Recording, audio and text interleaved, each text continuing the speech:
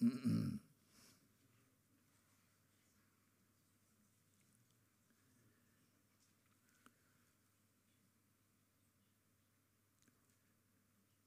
oui, il faut que je me présente. C'est un malentendu.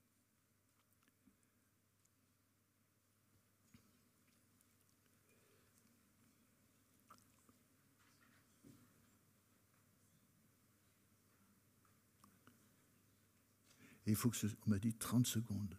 Ça fait toujours. Si on le raccourcit, ça fait un peu plus pour ce qu'on va écouter.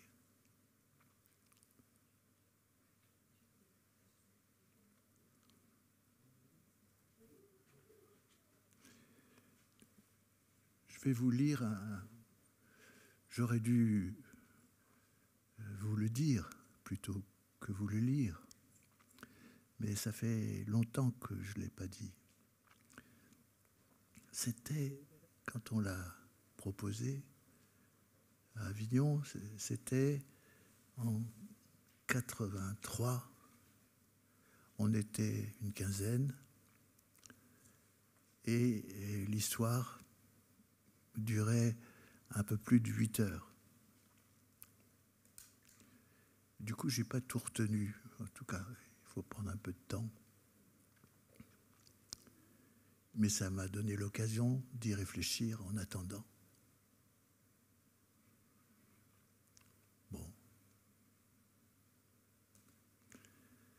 C'est la nuit qui vient, et ce sont toutes les nuits. C'est la jeune fiancée, son courage et sa beauté. Elle a tissé son histoire devant le danger. Fil à fil, elle a captivé le tigre furieux. Colombe, elle l'a fait prisonnier. Elle est la rivière aimante qui enlace le rocher.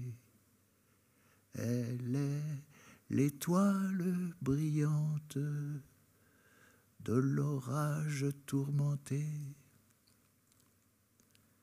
Que l'amour reste un mystère, que l'indiscret s'en éloigne,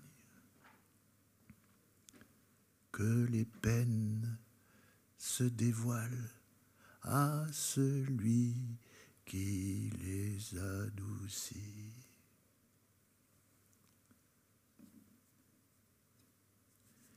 Il y a longtemps, dans les temps anciens, sous un sombre ciel que les siècles avaient dispersé, régnait un tyran nommé Schahriar qui avait conquis presque la moitié du monde.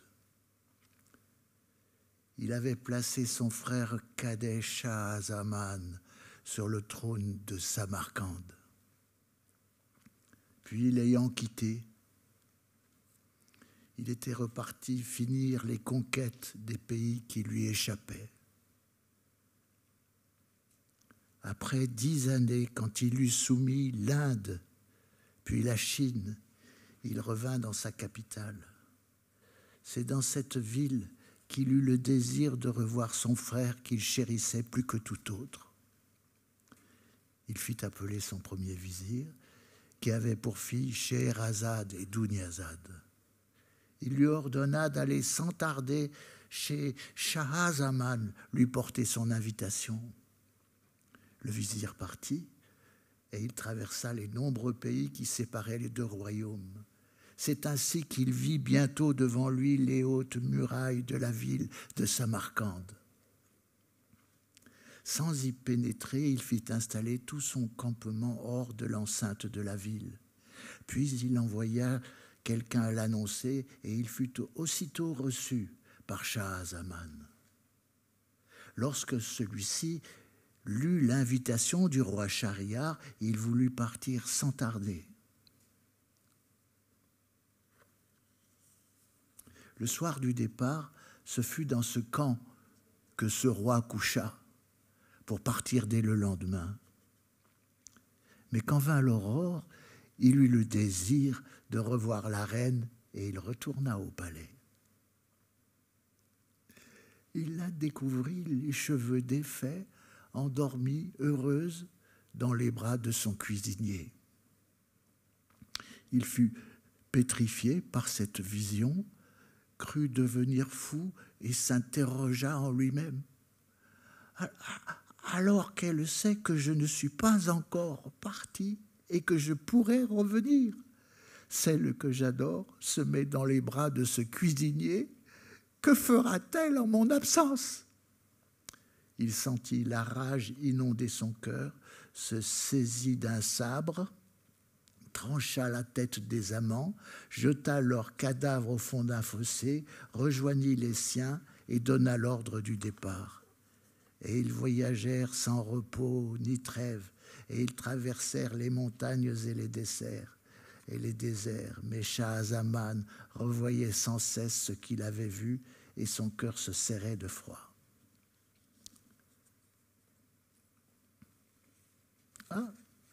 C'est dans cet état que son frère aîné le vit arriver et il en fut contrarié. Sans l'interroger sur une affliction dont il pressentait qu'elle devait rester discrète, il lui apporta tout ce qu'un grand frère peut imaginer quand il voit son cadet souffrir. Mais Schahzaman refusa tout, lui refusa même de partir chasser avec lui.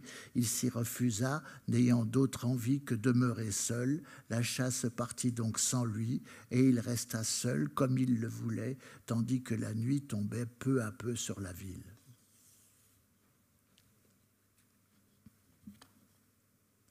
Je me suis planté dans mes papiers. Ah.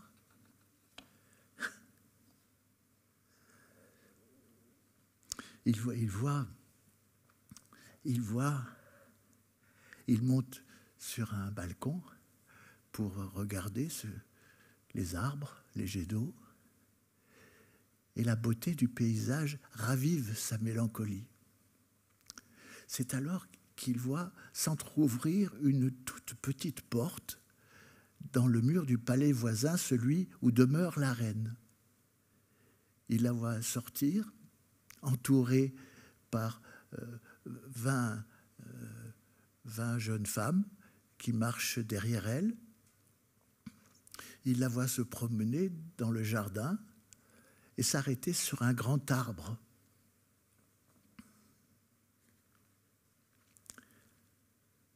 Il entend la reine appeler. Ah oui, il regarde et il les voit se déshabiller.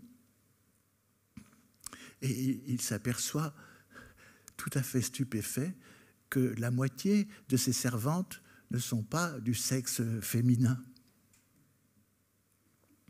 Il entend la reine appeler « Massoud, Massoud, Massoud !» Et tout à coup, il voit Massoud du haut de ce grand arbre. Il le voit sauter sur sa maîtresse, qu'il attend depuis déjà bien trop de temps pour s'entremêler avec lui de toutes les façons possibles. Et il voit les autres convives se conduire de même manière toute la durée de la nuit jusqu'à l'apparition du jour. Alors se lève de son cœur le froid qu'il avait pétrifié. Quand il avait vu devant lui sa femme avec son cuisinier, il regarde cette autre reine qui ressemble tant à la sienne, avec une sérénité à laquelle il ne croyait plus. Il la regarde s'éloigner et passer la petite porte avec son cortège d'abeilles toutes redevenues pareilles. Il se dit « Je ne suis pas seul à souffrir de cette infamie, je la partage avec mon frère qui est bien plus puissant que moi. » Il se met alors à penser à l'injustice du destin qui distribue sans distinction l'infortune aux êtres humains, à la cruauté des injures dont les femmes accablent les hommes, et peu à peu, ses réflexions effacent ses ressentiments. Lorsque Schahriar rentra de la chasse, il fut très surpris de voir que son frère allait mieux. Cette si rapide convalescence le troubla si fort qu'il questionna Schahzaman. « Oh, mon frère aimé, pourrais-tu me dire pourquoi tu étais si taciturne en arrivant? Et me dire aussi, sans rien me cacher, comment il se fait que tu ne le sois plus du tout ?» Par amour pour moi, réponds s'il te plaît à ces 2 questions. Schahzaman répondit, je ne peux répondre qu'à la première de tes questions. Voilà ce qui m'est arrivé.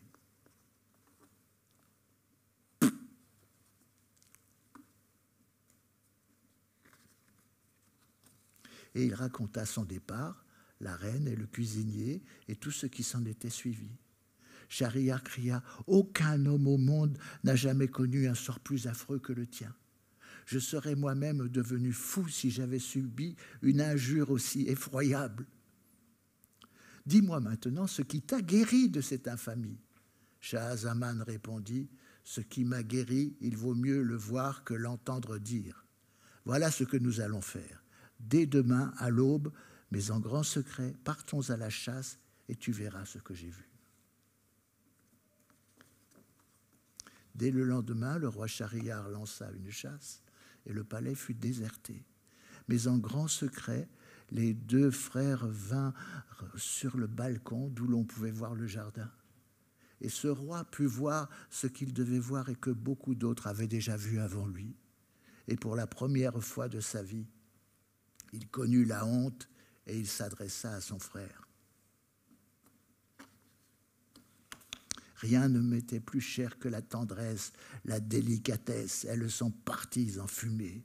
S'il en est ainsi, fuyons ces folies, ces femmes impies qui assassinent nos esprits. Nous ne reviendrons que si nous trouvons gens plus misérables que ce que deviennent les rois. C'est ce qu'il jura à Schahzaman, qui jura aussi. Au matin, ils étaient partis. Les 2 rois marchèrent toute une journée, et quand vint la nuit, dormirent sur le sol. Au lever du jour, reprirent la route, trouvèrent bientôt une grande plaine. Elle était plantée d'arbres centenaires. Au loin, on voyait le bord de la mer. Au pied d'un des arbres, ils se reposèrent quand ils aperçurent soudain un nuage. Une fumée noire sortait de la mer. Elle s'éleva jusqu'en haut du ciel. Elle s'étira progressivement et se transforma en génie immense. L'énorme génie avançait tout droit vers l'arbre en dessous duquel ils étaient. Vite, ils se cachèrent dans les hautes branches. Il s'assit dessous sans les remarquer. Le monstre portait un coffre de verre qui était fermé par 4 serrures. Il prit 4 clés et ouvrit le coffre. Il en fit sortir une demoiselle. Elle s'avança, s'assit près de lui, elle le fit s'installer sur ses beaux genoux, elle le roucoula tout en le berçant, lui ferma les yeux et il s'endormit. Quand de son sommeil elle fut certaine, elle regarda attentivement à droite et à gauche, derrière et devant, puis au-dessus d'elle, elle vit les rois. Elle leur fit signe de venir près d'elle. Par geste, ils lui dirent qu'ils ne voulaient pas, qu'ils ne pouvaient pas s'approcher du monstre et risquer ainsi de le réveiller. Elle leur répéta ce qu'elle voulait, sinon elle allait réveiller le monstre. Ils furent contraints de lui obéir, descendre de l'arbre et venir près d'elle. Elle leur montra ce qu'elle attendait. Ils furent effrayés et ils refusèrent. Elle exigeait d'eux, sans doute possible, qu'ils jouent tous les 3 à saute-mouton. Ils s'y refusèrent, elle le menaça, ils se résignèrent. Quand cela fut fait, elle leur ôta leurs anneaux de roi, les mit dans un sac et le referma. Il en contenait déjà beaucoup d'autres, 1001 anneaux qu'elle recompta. Les 2 rois osèrent l'interroger, elle eut un sourire, elle s'expliqua. Le génie était amoureux de moi, m'offrit des cadeaux, des petits, des gros, je n'en voulus pas, je les conduisis, il en fut mari. Il vint m'enlever le jour de mes noces, puis il m'emmena au fond de la mer dans un grand palais obscur et désert, gardé par des monstres venus de l'enfer. Il m'emprisonna dans un coffre en verre, clos par des serrures et des clés de fer. Il m'y surveilla ma vie tout entière de tous les côtés, devant et derrière. Elle leur montra ce qu'elle attendait. Ils furent effrayés et ils refusèrent. Elle exigeait d'eux, sans doute possible, qu'ils jouent tous les trois à saute-mouton. Ce que je voulais, c'était me venger de sa vilainie, sa grossièreté, de son arrogance et son indécence. Je sus me venger 1001 fois. 1 et 2 et 3 avec des soldats, 4 et 5 et 6 avec des novices, 7 et 8 et 9 dans leurs habits neufs, 10 et 11, 12 devenus tout rouges. Le 13 et le 20 est très médecin, et le 37 est un ascète, le 48 un orthopédiste, le 59 jaune comme un œuf. Ainsi avertis, les deux rois se mirent très vite à l'abri. Schahriar alors récapitula. Ce monstre puissant subit devant nous une tromperie plus effroyable que la nôtre. Alors qu'il l'a prise et épousée vierge au fond de la mer dans la plus grande discrétion, alors qu'il veillait nuit et jour sur elle dans ce coffre en verre dont il avait toutes les clés, il se voit trompé, ridiculisé 1001 fois abusé. Il est donc certain qu'aucun homme au monde ne peut s'opposer aux ruses puissantes des femmes. Puisque c'est ainsi qu'elle soit chassée, saisie, enfermée, privée de toute liberté, qu'elle soit gardée dans des gynécées par des gens en armes qui n'ont plus de virilité, qu'aux yeux étrangers elle soit cachée, qu'elle soit voilée, que leur visage soit masqué, qu'elle n'ait plus le droit de travailler, le droit de s'instruire, ni de raconter des histoires. Quant aux jeunes filles que la destinée nous fera aimer, qu'on nous les arrache des lèvres, dès l'aube revenue, après les baisers, qu'elles soient tuées, effacées de notre pensée. 3 jours et 3 nuits après leur départ, les rois rejoignirent la chasse qui les attendait. Ils y retrouvèrent leurs compagnons d'armes, levèrent le camp et s'avancèrent vers la ville. Le roi Schahriar rentre en son palais, il saisit la reine et l'assassine sans pitié. Il fait appeler toutes ses servantes, les vraies et les fausses, elles sont toutes anéanties. Il dit au vizir de lui amener une jeune vierge qui sort de famille de princes. Elle est embrassée, déflorée, elle est épousée et puis après assassinée. Dès le lendemain, c'est le tour d'une autre fille de soldat. Elle aussi est exécutée. Fille de marchand, fille d'artisan, époux, compagnon, tous les habitants sont tués.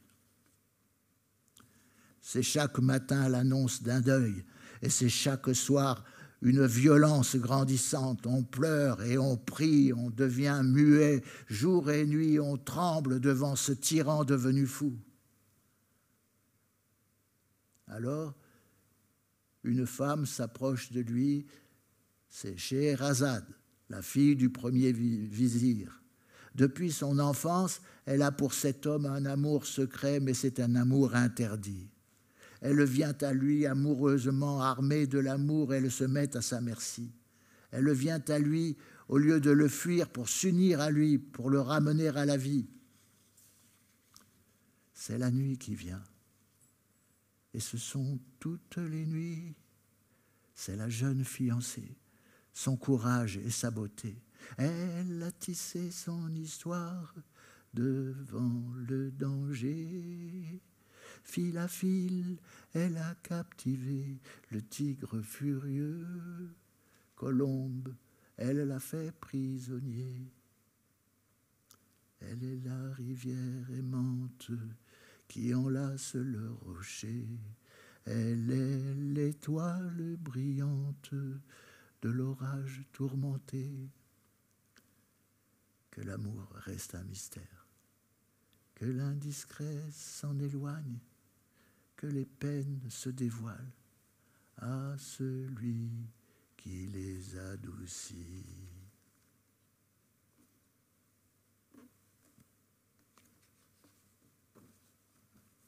Le premier vizir qui chérit sa fille ne peut pas comprendre qu'elle se sacrifie ainsi. Il veut la convaincre de renoncer à son entreprise, mais il ne sait comment s'y prendre. Il ne sait que trop que quand femme veut, nul homme ne peut avoir d'elle un assentiment. Que sa propre fille, dès sa tendre enfance, était plus que toute extrêmement déterminée, qu'elle n'acceptait de manger sa soupe à la condition que son père lui raconte un conte. Et c'est ce qu'il fait avec l'espérance bien incertaine de la faire changer d'avis. Un fermier détenait un pouvoir merveilleux. Il comprenait ce que disent les animaux. Or, il avait chez lui, dans son étable, un bœuf et puis un âne qui se parlaient entre eux. Un soir, que le fermier se trouvait dans la cour, il entendit le bœuf dire à son voisin l'âne : « Ah, comme je t'envie, tu t'en vas au marché une fois par semaine et puis après, c'est tout. Tandis que chaque jour, du matin jusqu'au soir, je tire la charrue, les herses, les charrettes, et puis le lendemain, je dois recommencer, et en remerciement, je reçois coups et cris. » L'âne lui répondit : « Si j'étais à ta place, j'aurais depuis longtemps résolu la question, j'aurais fait le malade, et mon sort se serait bien vite amélioré. Essaie, et tu verras. » Le lendemain, le bœuf essaya ses conseils. Le fermier arriva et, comme il savait tout, lui dit : « Mon pauvre bœuf, tu parais bien malade. Il faut te ménager. Prenons l'âne à sa place. » Le fermier attela l'âne à une charrue et le fit labourer du matin jusqu'au soir. Ce ne fut qu'à la nuit qu'il rentra l'animal, épuisé, éreinté, jusque dans son étable. Le bœuf, frais et dispos, regarda le pauvre homme avec reconnaissance et puis lui déclara : « Cher ami, je ne sais comment te remercier des conseils avisés que tu m'as prodigués. Jamais je n'ai joui d'un aussi grand confort. Je n'ai fait que manger, ruminer et dormir. » L'âne le regarda et ne répondit rien, car il avait compris à ses propres dépens qu'à vouloir se mêler des affaires d'autrui, on risque d'attirer sur soi bien des ennuis.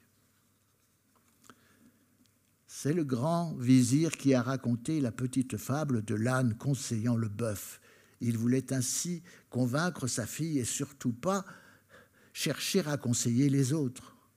Contre cet avis, elle va s'unir au roi Schahriar, elle se met à sa merci. Elle vient à lui au lieu de le fuir pour s'unir à lui, pour interrompre sa furie.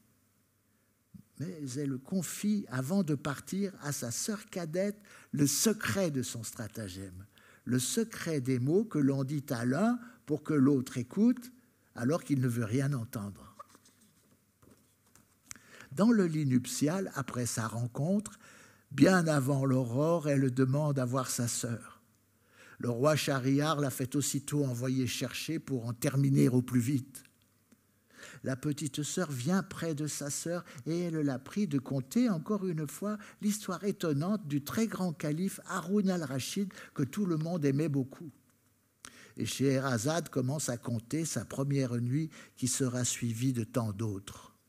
Commence à filer, commence à tisser, commence à broder l'histoire qui nous a sauvés. Pendant 1000 nuits, cette jeune femme raconta au roi des histoires d'amour interdits. Elle les filait, elle les tissait, elle les brodait, mais au matin les suspendait. Et chaque matin, le roi Schahriar devait à son tour suspendre son arrêt de mort. Il voulait savoir comment finiraient ces histoires d'amour et celles d'Haroun al-Rachid. Il ne le saura pas tout de suite. Pendant 1000 nuits, elle raconta des histoires d'amour à ce roi qui s'en défiait. Mais la nuit revient, la 1001e qui décidera de l'issue de son stratagème. Et Scheherazade commence à filer, commence à tisser sa dernière et plus belle histoire que nous ne pouvons pas dire aujourd'hui, mais un autre jour quand le temps nous accueillera. Ferme tes yeux, petite sœur, laisse s'approcher le sommeil. Il t'apporte son lait de miel. Il te baignera de merveilles. Laisse tes yeux se fermer. Le jour va se lever. Il chassera l'obscurité. Il emportera le danger. Laisse ta frayeur s'échapper. Ta fatigue se réparer. Écoute, écoute, petite sœur, écoute jusqu'au matin. Si tu t'endors, il arrivera malheur. Écoute, écoute, petite sœur, ne ferme pas tes paupières. Le soleil est notre destin, l'obscurité, notre chemin. Écoute, écoute, petite sœur, ne ferme pas tes paupières. Si tu t'endors, il arrivera malheur. Il y a longtemps, régnait un tyran qui avait conquis presque la moitié du monde.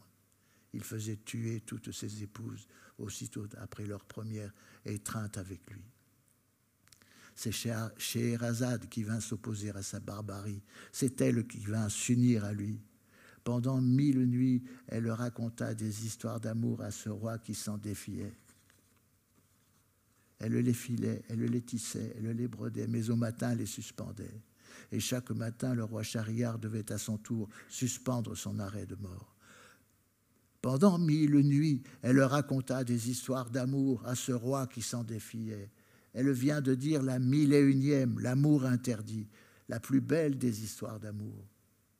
La ruse des mots que l'on dit à l'un pour que l'autre écoute alors qu'il ne veut rien entendre. La ruse qui fait grand ouvrir les cœurs quand la chose dite annonce une chance offerte. Et le roi sourit.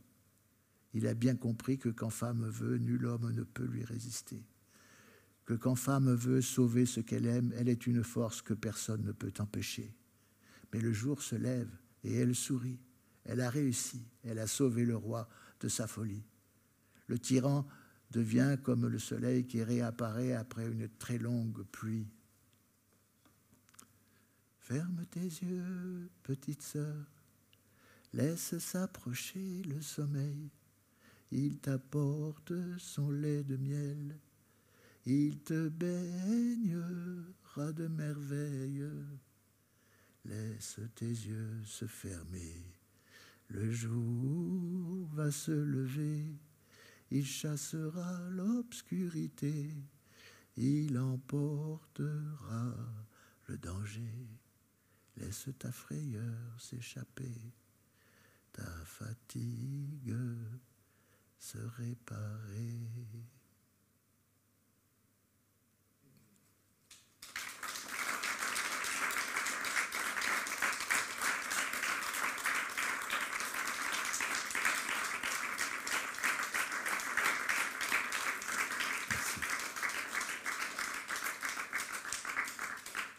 Merci.